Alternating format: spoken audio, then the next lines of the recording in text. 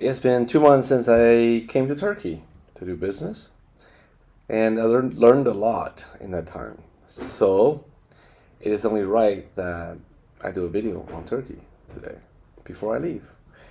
Turkey, Turkey, Turkey. Turkey has a lot of history. And like a person with a lot of history, it has a lot of characters. Some are not so desirable. Some are fascinating and curious. Turkey, due to its geographic location, has identity crisis. Sometimes it has an Asian mind and heart, but it has a European taste.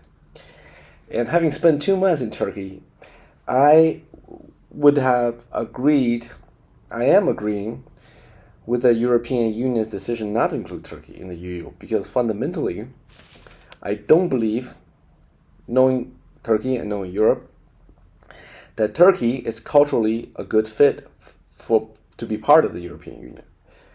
In the long run, it's kind of like marrying someone who doesn't really fit you. In the long run, it's not going to work out. So if it's not going to work out, why go down the wrong route? Go down that route, right? Of course, not having Turkey in the EU has its pluses and minuses. The minus is being that it's less integrated with Europe, and now with the rise of Asia, Turkey is turning east. How successful they are at turning towards east, I don't know, because they have a habit of turning toward the west for the last, God knows, 300 years, since the Byzantine time, actually. But it knows that it needs to catch this wave that of Asian wave, let's call it, of everybody and their uncle is going up in Asia, and they won't be part of that. And because geographic location, it does straddle Asia, right? Majority of the country is in Asia. So, is it going to be able to do that? I don't know, frankly, because the people here are so ingrained, so habitual in the way of doing things.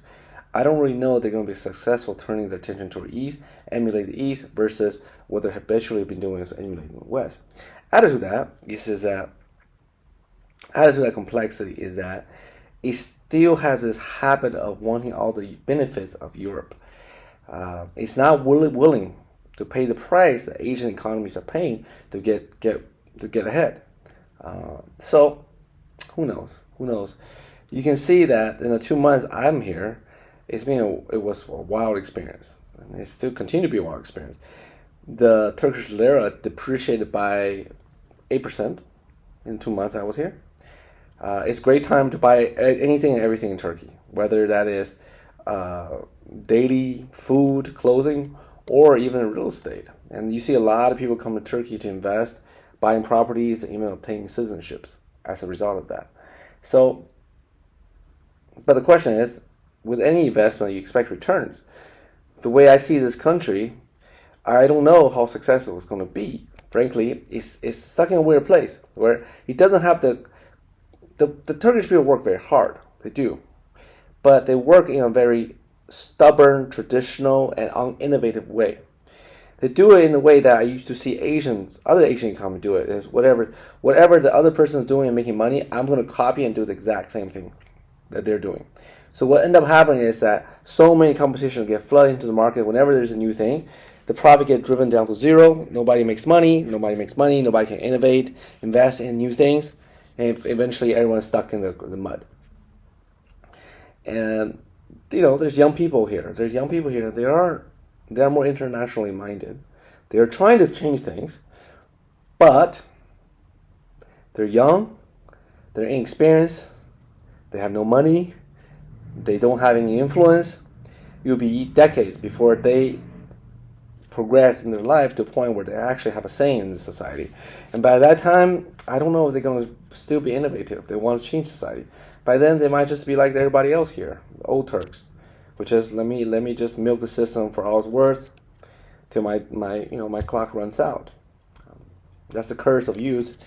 So you have all these great, wonderful ambitions, ideas, but you have no means to realize it. And this is the curse of age, is that once you have the means and the means to make a change, you don't want to do it anymore. And for Turkey, it's it's Asian mind and heart, but a European taste.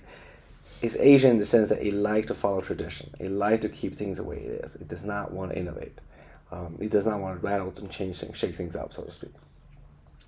So, you see Turkey want to be manufacturing, but it can't because it can't compete with the quality of Europe and the quality of Asia, and the price of Europe or the price of Asia, right? It just simply doesn't have technology to compete on a quality level, but it certainly is not cheap enough to compete on a price level either.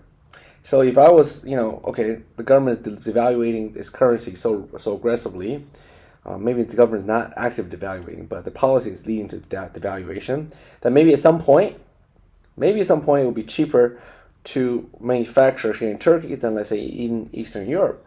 But then the question still is, you got a cultural barrier. A German firm, a French firm, Italian firm, they come to Turkey, they're going to deal with cultural barriers that they may or may have to face in a lesser degree in Eastern Europe. Hence, European Union, European bloc, and Turkey is not part of it. Same thing with Asia. It's part of Asia, but Asia is a big, big place, big continent. It's very far cut off from China, Korea, and Japan, and the growing economies of Southeast Asia and so forth. If the infrastructure, Turkey certainly doesn't have the money and doesn't have the determination or the ambition to build a world-class infrastructure. It will need help, namely from Japan and more likely China. And the question is, will China front Turkey the money to develop the infrastructure so they will connect China to Turkey and do Turkey to the Europe? I think it will, but how quickly that's going to take place, I don't know. Maybe a decade before that happens, and a decade is a long time. In the meantime, there's going to be brain drains, going to be people leaving, so especially with the economy the way it is, not great. Wow, 2 months in Turkey, amazing experience. Learned a ton. Not everything is positive for sure. It is definitely an ancient place.